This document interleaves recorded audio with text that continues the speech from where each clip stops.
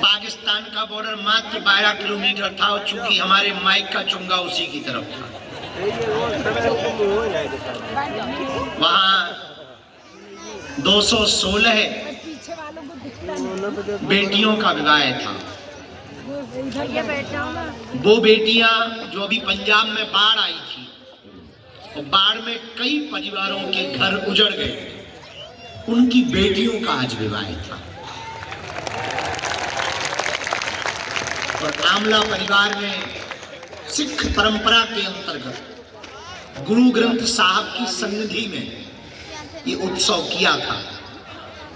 और गुरु ग्रंथ साहब सन्मुख रखे थे और क्या हिंदू क्या सिख सबने गुरु ग्रंथ साहब के सम्मुख में आज गृहस्थ जीवन स्वीकार किया। इसलिए हमको जाना पड़ा, क्योंकि बाढ़ग्रस्त बहुत बेसहारा परिवार की बेटियां थी। हमारे प्रिय तरुण भंडारी जी, उन्होंने कहा कि आपको आना है, तो हम सुबह निकल गए। बड़ा लंबा दूर है, अभी आप आए, दिन भर थक गए चलते ही चलते। वहां गए, खूब सिख भाइयों ने बड़ा प्यारा स्वागत किया पंजाब में, खूब धक्का मुक्का भाई।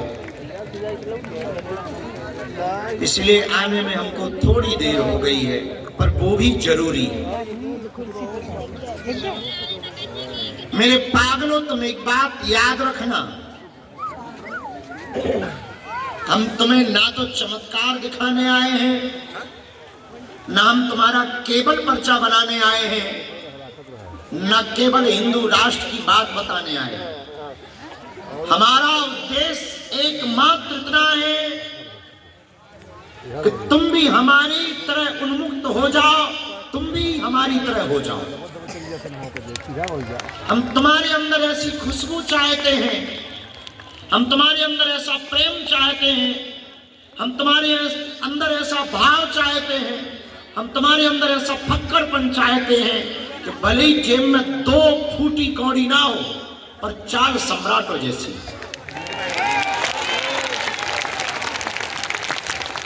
मुस्कुराहट बादशाहों जैसी हो। भले ही दुनिया लुटती हो, लुट जाए,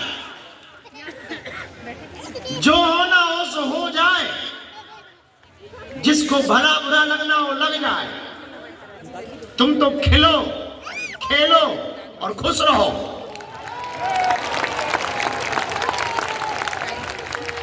हनुमान के दर को पा जाने के बाद, बजरंगबली का साथ और उनका हाथ अपने माथ पर पा जाने के बाद, यदि तुम खिल ना पाए, खुल ना पाए, खुश ना हो पाए, तो तुम कुछ ना पा पाए जीवन में। वरना तो ऐसा है, ये कामनाएं, चाह की कामनाएं टिकती नहीं, रुकती नहीं। किसी रेगिस्तान में एक आदमी चला जा रहा था, भयंकर रेती रेती गर्मी का मौसम था, जून का महीना, और प्यास से व्याकुल आदमी चारों तरफ देख रहा था कि कोई पानी दिखाई पड़े, कोई कुआं दिखाई पड़े या झरना दिखाई पड़े तो मेरे प्राण बच जाए और मुझे पीने को पानी मिल जाए। पर दूर दूर तक, सुदूर तक देखने के बाद उसे पानी ना दिखाई पड़ा। वो चलता गया, तपती दोपहरी में सूर्य चमक रहा था और बड़ी दूरी पर उसे लगा जैसे कुछ चमक रहा है, मानो कोई झील है या कोई पानी का सरोवर है या कोई तालाब है। उसे लगा वहां मैं बच जाऊंगा, मैं थोड़ा जल्दी जाऊं, मैं थोड़ा दौड़ कर जाऊं, मैं थोड़ा तेज जाऊं, मैं थोड़ा भाग कर जाऊं, ताकि जल्दी प्यास बुझा लूं, ताकि मैं मरने ना पाऊं। और वो दौड़ा और वो भागा और वो गया। मेरे पागलों, वो नजदीक जैसे ही पहुंचा तो पाया कि ना वहां कोई तालाब है, ना कोई झील है, ना कोई पानी का समंदर। तपती हुई धूप में रेत इतनी जोर से चमक रही थी कि वो पानी दिखाई पड़ गई, पर पानी था नहीं। अब तो मानो ये बेहोश हो गया, घुटने के बल बैठ गया तपती रेत में, और अंदर ही अंदर सोचने लगा कि बचना कठिन। फिर इसने हिम्मत लगाई कि यहां मरने से तो बेहतर है कि थोड़ा और जाए, कहीं ना कहीं तो पानी मिलेगा, यहां नहीं मिला तो आगे मिलेगा। पर वो ये बात भूल चुका था कि वो रेगिस्तान इतना बड़ा था कि कई 100 किलोमीटर में सिर्फ रेत थी। ठीक जिंदगी भी तुम्हारी ऐसी ही है। तुम इच्छा, सुख और शांति की चाह में कई किलोमीटर चले जा रहे हो। कभी तुम इस दरबार में आ रहे हो, कभी तुम उस दरबार में जा रहे हो, कभी तुम इस गुरु के पास जा रहे हो, कभी तुम उस गुरु के पास जा रहे हो, कभी तुम ये पूजा कर रहे हो, कभी तुम भूत भुतैया मना रहे हो, कभी तुम भभूति खा रहे हो कि शायद अब शांति मिल जाए। पर ये बात तुम भूल गए, शांति बाहर नहीं है, शांति अंदर है। बाहर परमात्मा नहीं है, परमात्मा अंदर है। वो तुम्हारे मन में बैठा है और उसको देखने के लिए दौड़ने की आवश्यकता नहीं है, बैठने की आवश्यकता है। इसलिए पहले के जितने दरबार लगे हमने एक बात हमेशा पुकार के कहा और बहुत सावधानी पूर्वक बार बार कहा, और आज फिर हम तुमको चेता करके सावधान करके भेजना चाह रहे हैं तुम्हें घर, कि शायद तुम हमारे पास से कुछ ले जाओ, शायद तुम हमारे पास से कुछ पा जाओ।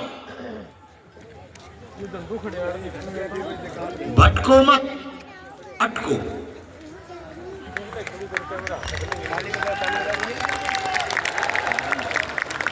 भटकने पे तुम्हारी स्थिति ठीक रेगिस्तान में फंसे हुए आदमी की तरह हो जाएगी और तुम मरते दम तक अपने बच्चों को कुछ ना दे पाओगे और तुम भी कुछ ना पा पाओगे। और मरते मरते तुम इसी इच्छाओं के साथ मर जाओगे कि पूरी जिंदगी हमने भगवान को भजा और हम कुछ ना पा पाए, और पूरी जिंदगी तुम लोगों के उलाहना ताने और बेइज्जती सहते सहते चले जाओगे। तुम कुछ ना पा पाओगे।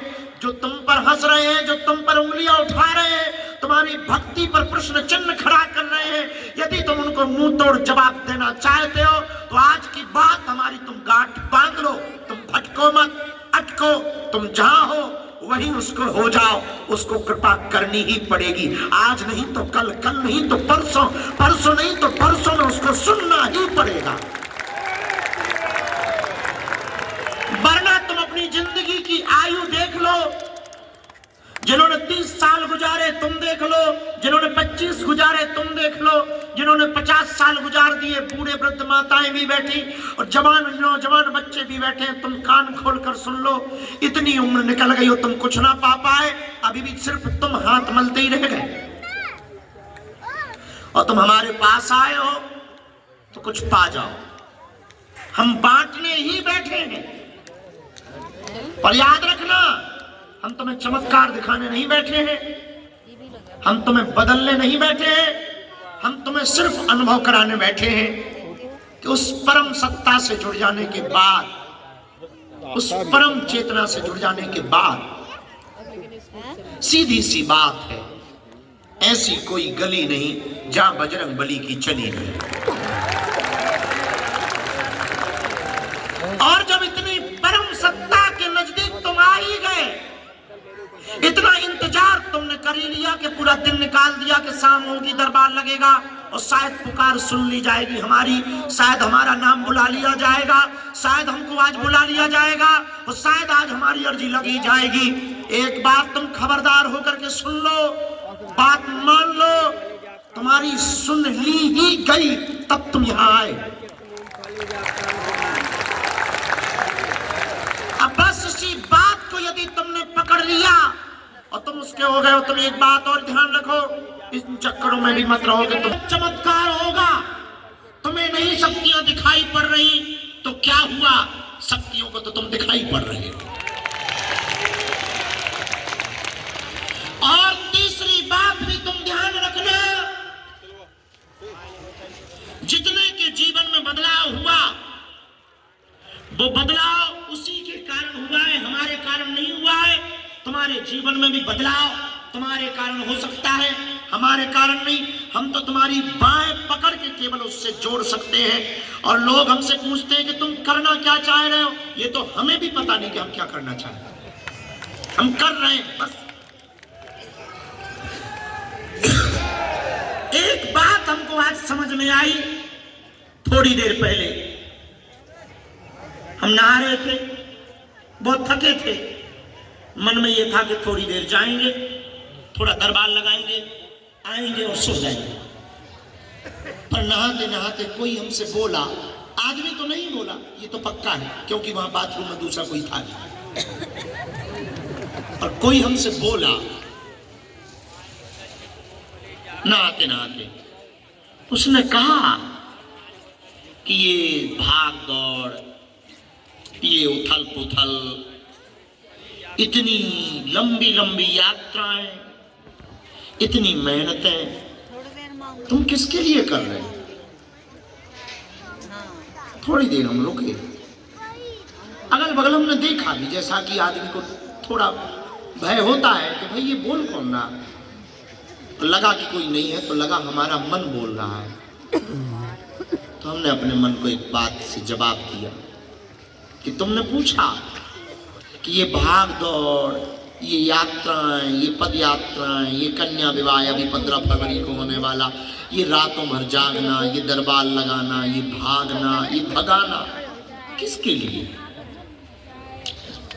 तो हमने अपने मन को एक जवाब दिया, उस आदमी को जो बाथरूम में था। ये आदमी थोड़ा अलग, ये उस आदमी की बात। हमने उससे कहा, माय डियर भाई साहब, ये भाग दौड़, ये जगाना, ये यात्राएं, ये पद यात्राएं हम हिंदू राष्ट्र के लिए नहीं कर रहे, हिंदुओं के लिए नहीं कर रहे, हम इस देश के प्रत्येक व्यक्ति को अपने जैसा बनाना चाहते हैं।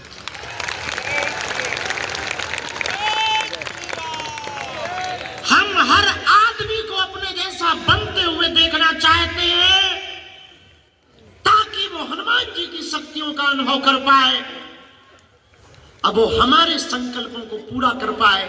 एक अकेला मैं देश को नहीं बदल सकता हूं, इसलिए मैं अपने जैसे बहुत लोगों को चाहता हूं।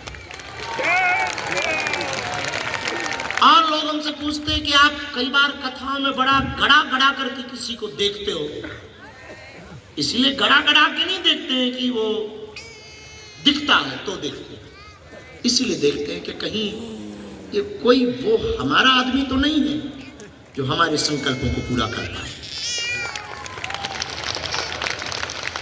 जो हमारी यात्रा को पूरा कर पाए, जो हमारी विचारधारा को आगे बढ़ा पाए।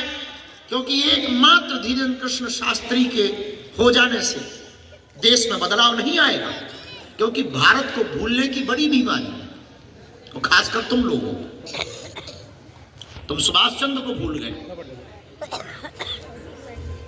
चंद्रशेखर आजाद को भूल गए, खुदीराम बोस को भूल गए, लाल बाल पाल को भूल गए, और तो और महात्मा गांधी को भी भूल जाते हो। कई लोग राष्ट्रगान को भूल जाते हैं, क्योंकि तुम्हें भूलने की बहुत बीमारी है।